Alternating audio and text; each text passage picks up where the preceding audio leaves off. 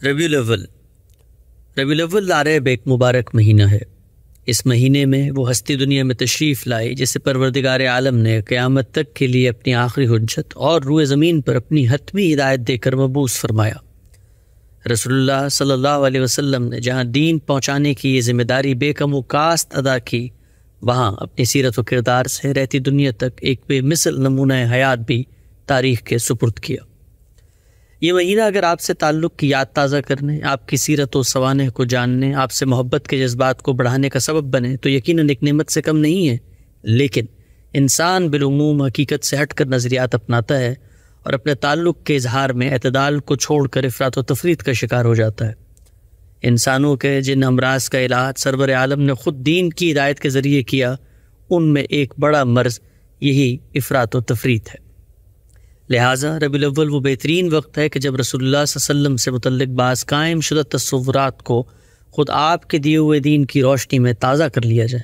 مقصد یہ ہے کہ آپ کی ذات اقدس سے محبت و عقیدت کا تعلق اسی ہدایت کے مطابق استوار ہو جو قرآن و سنت اور آپ کے اسوہ حسنہ میں موجود اور مطلوب ہے۔ وہ چند رائج تصورات یہ ہیں۔ پہلی غلط فہمی، یہ کائنات اللہ تعالیٰ نے رسول اللہ صلی اللہ علیہ وسلم کے لیے بنائی تھی۔ ایسی کوئی بات دین اسلام کے کسی ماخذ میں موجود نہیں ہے۔ اس کے بالکل برخلاف قرآن ہمیں یہ بتاتا ہے کہ اس کائنات میں انسان کی تخلیق کا مقصد اس کے عمل کا امتحان ہے۔ ارشاد ہوا ہے، بہت بزرگ، بہت فیض رساں ہے وہ پروردگار جس کے ہاتھ میں عالم کی بادشاہی ہے اور وہ ہر چیز پر قدرت رکھتا ہے، وہی جس نے موت و زندگی کو پیدا کیا تاکہ تم کو آزمائے کہ تم میں سے کون بہتر عمل کرنے والا ہے۔ سورہ ملک۔ انبیاء کرام صرف اللہ کا یہ پیغام لے کر دنیا میں آتے ہیں۔ اللہ تعالیٰ ان کو اپنی ہدایت پہنچانے کی ذمہ داری تفویض کرتے ہیں۔ اس ذمہ داری کی انجام دہی میں وہ تنکا برابر بھی کمی یا زیادتی نہیں کر سکتے۔ دوسری غلط فہمی، رسول اللہ سے عشق کی جنت میں لے جائے گا۔ جنت میں جانے کے حوالے سے جو معیار قرآن مجید میں موجود ہے اور جو معیار پوری زندگی خود رسول اللہ صلی اللہ علیہ وسلم نے پیش فرمایا، وہ یہ ہے کہ انسان اللہ پر سچا ایمان رکھے، اس کی شریعت پر عمل کرے، اس کے پیغمبروں کو اللہ کا فرستادہ مانے، ان کی اطاعت کرے، اس لیے کہ وہی اللہ کی ہدایت پہنچاتے ہیں، ان سے محبت رکھے، ان کے حکم کے آگے سر تسلیم خم کرے، آخرت پر پختہ ایمان لائے، نیک عمل کرے اور اخلاقی برائیوں سے بچا رہے۔ تیسری غلط فہمی، سارے نبی تیرے در کے سوالی۔ قرآن مجید نے ہمیں یہ بتایا ہے کہ اللہ کے نزدیک دین ہمیشہ سے ایک ہی رہا ہے اور وہ اسلام ہے۔ اسی دین کو دنیا کے کونے کونے تک پہنچانے کے لیے اللہ تعالیٰ نے انبیاء کرام کا سلسلہ جاری فرمایا۔ اس سلسلے کے پہلے پیغمبر سیدنا آدم تھے۔ یہ ابلاغ اللہ نے قوموں کے انتخاب کے ذریعے بھی کیا۔ اس سلسلے میں امام الرسول کی حیثیت سیدنا ابراہیم کو حاصل ہے۔ اس مشن کے لیے نبوت ان کی ضروریت میں خاص کر دی گئی۔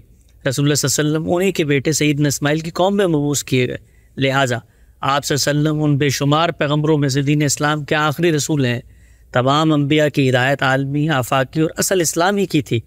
قرآن مجید انبیاء میں سے کسی ایک کی مطلق فضیلت کے تصور کی نفی کرتا ہے، چنانچہ اس نے اہل ایمان کی صفت بیان فرمائی ہے۔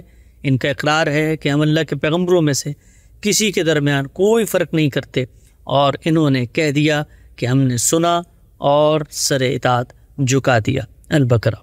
چوتھی غلط فہمی، بھر دو جھولی میری یا محمد۔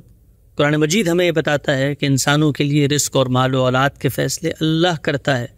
طوفانوں، زلزلوں اور آفات سے لے کر بارش برسانے تک کے تمام امور اللہ کے اذن پر منحصر ہیں، گویا تمام کائنات کے نان تنہا اللہ رب العزت کے ہاتھ میں ہے۔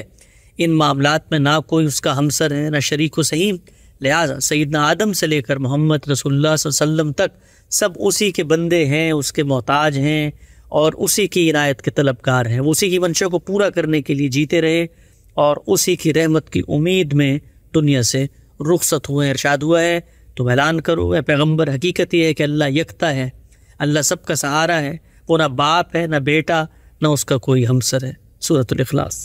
پانچویں غلط فہمی، حاضر و ناظر۔ رسول اللہ صلی اللہ علیہ وسلم ایک انسان تھے، انسان کی حیثیت میں پیغمبر منتخب ہوئے اور اپنا مشن پورا کر کے انسانوں ہی کی طرح دنیا سے رخصت ہو گئے۔ قرآن مجید نے یہ بتایا ہے کہ خدا کے نیک بندے جب دنیا سے رخصت ہوتے ہیں تو ان پر عنایتوں کا آغاز کر دیا جاتا ہے۔ وہ عنایتیں کیسی ہوتی ہیں؟ انسانی عقل اس کا شعور نہیں رکھتی۔ کیا وہ دنیا کے معاملات کا اب بھی جائزہ لے رہے ہیں؟